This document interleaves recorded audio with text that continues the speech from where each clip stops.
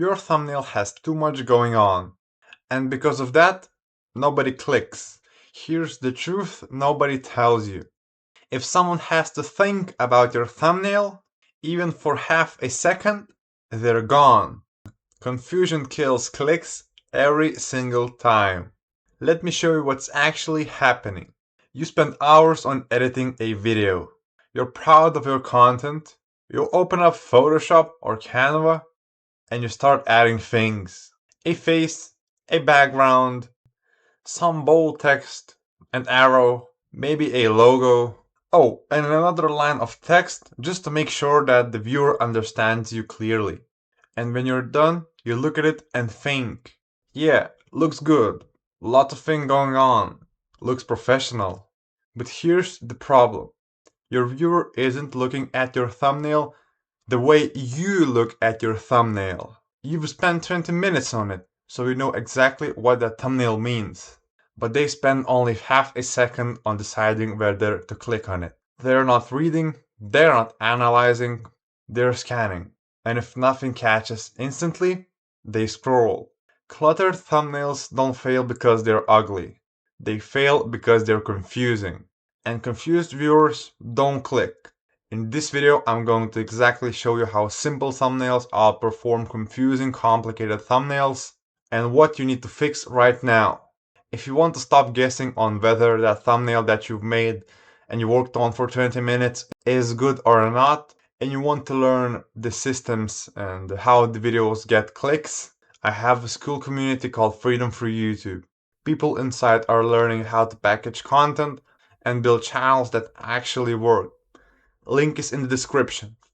Why confusion kills clicks? Here's what actually happens when someone scrolls through YouTube.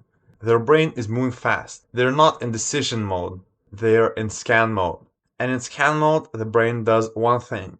It looks for the fastest path for understanding. If your thumbnail gives the path instantly, they stop. If it doesn't, they scroll, unconsciously without even realizing it. So for instance, in this thumbnail, it basically says, where do I look? Because there's too many things around. And this thumbnail gives instant clarity. And it's very basic and straightforward. And this is why confusion is dangerous. It's not that people see your thumbnail and think that looks bad. They don't think anything. They just keep moving. The thumbnail is the only job that the thumbnail's only job is to make one idea land in under a second. One idea, instant, clear, and that's it. So 2 to 3 focus rule. So what's the right number of elements in thumbnail? And the answer is 2 to 3 maximum. Let me break it down. 1. The main subject.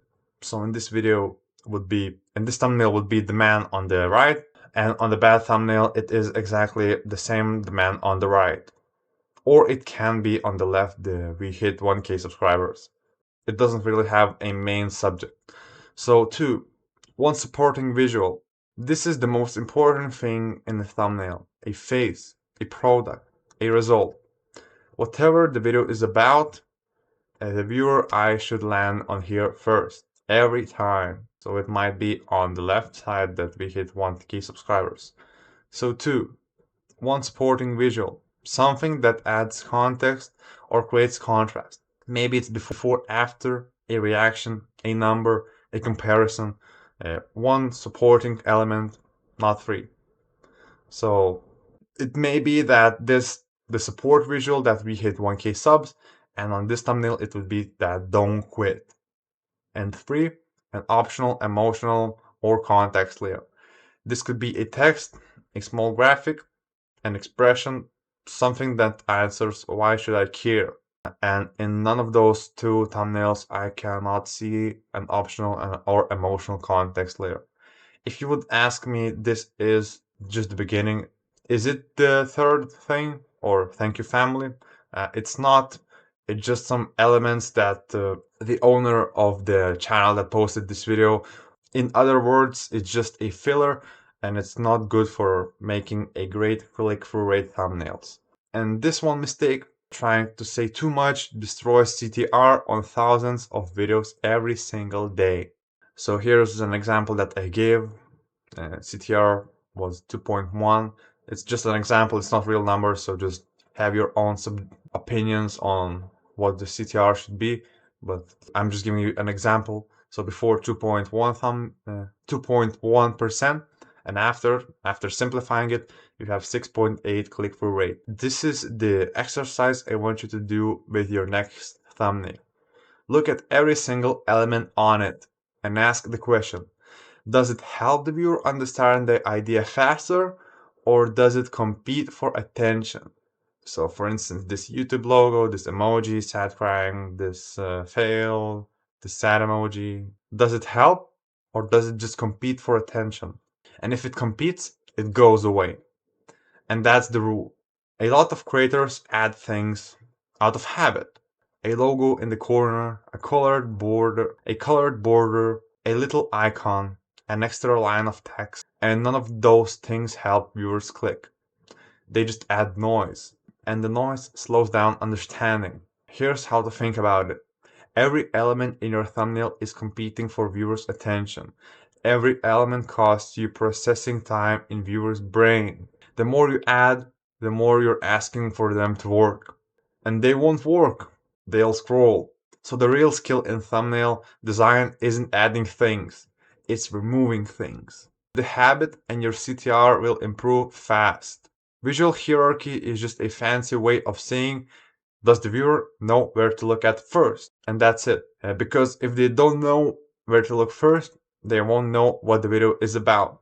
And if they don't know what the video is about, they won't click. Your thumbnail should answer three things instantly. What am I looking at? What is this video about? And why does this matter to me? And it should answer them in that order in under a second. Your most important element should be the biggest. So in these cases, we hit 1K subs and we have the man on the right. Your most important element should have the highest contrast. So the highest contrast would be don't quit. And in this case, the same thing, we hit 1K subs or the man, I don't know. It's just not the greatest thumbnail. I'm just giving you a comparison of what a great thumbnail is and what a bad thumbnail is. And everything else supports it. It doesn't need to compete with it. If your text is the same size as your face, you lost the hierarchy. So in this case, as it is, his face is as big as even his face is smaller than the text that he wrote on the left. So it's not great. If your background is as bright as your subject, you've completely lost the hierarchy. If three things are screaming for attention, nobody wins. So we can see that this is a very clear and straightforward thumbnail that doesn't scream for attention. It does scream, but every single element has its own place. But compared to the thumbnail on the left, every single element looks like it's screaming at me. For instance, we hit 1K, it's looking very big. It's too big. Then the YouTube logos, that there are two of them. Thank you family for no reason. I don't know why. The viewer cannot relate to his family, so you don't need that extra element. This is just the beginning. It doesn't really matter. The viewers doesn't come for his beginning. They want their own beginnings. And he's holding a fist. It doesn't really matter, but yeah. So why simple thumbnails outperform? So again, I've gave a example of a click-through rate, a 2.4 on this one and a 7.1 on this one. So simple equals to fast understanding, and it equals to trust, and eventually a click. Here's the thing about the best thumbnails you've ever clicked on. They felt obvious. You saw them and you just got it. You didn't study them, you didn't think about them. You just clicked. Because it was clear, it was interesting, and it made sense immediately. And it's not an accident. That's a design decision. The best thumbnails feel simple because they are simple. Clean subject, clear message, one strong idea. And here's the psychology behind why that works. When something is easy to understand, it feels trustworthy. When something feels trustworthy, you're willing to click. When something is confusing, your brain flags it as uncertain and moves on. So, simple thumbnails create fast understanding, fast Fast understanding creates curiosity, and curiosity creates clicks. That chain only works when the first step, simplicity, is there. So stop trying to impress people with your thumbnail and start trying to make them instantly understand it, and the clicks will follow. So clarity goes to curiosity and it eventually goes to click. Look, now if you're watching this, you probably know that your channel isn't performing the way it should. A lot of times it isn't about the content, it's about the packaging. Titles, thumbnails, hooks, click systems. That's what separates channels that grow from channels that don't. Inside Freedom for YouTube, my school community, I teach the full package. Not just thumbnails, the entire framework for building a channel that actually gets views and generates income. We cover high RPM niches, channel structure, content systems, and the mindset behind building the real leverage with YouTube. And if you're serious about this and not just posting and hoping, the link is in the description. Click it and I'll see you inside. So here's your challenge. Go to your last 3 thumbnails and count the elements. If you got more than 3 competing for attention, cut them. 1 main subject, 1 supporting visual, 1 clear message. And that's the formula. Clarity gets clicks, complexity kills them. Now, if you found this video useful and valuable, make sure to click that like button, comment on this video, and subscribe to this channel. If you want the full systems handed out to you and you want to fast track your progress to a monetized channel, click the first link in the description and join my school community.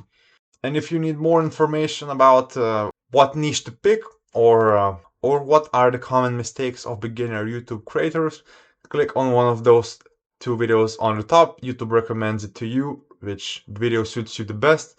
So see you inside there.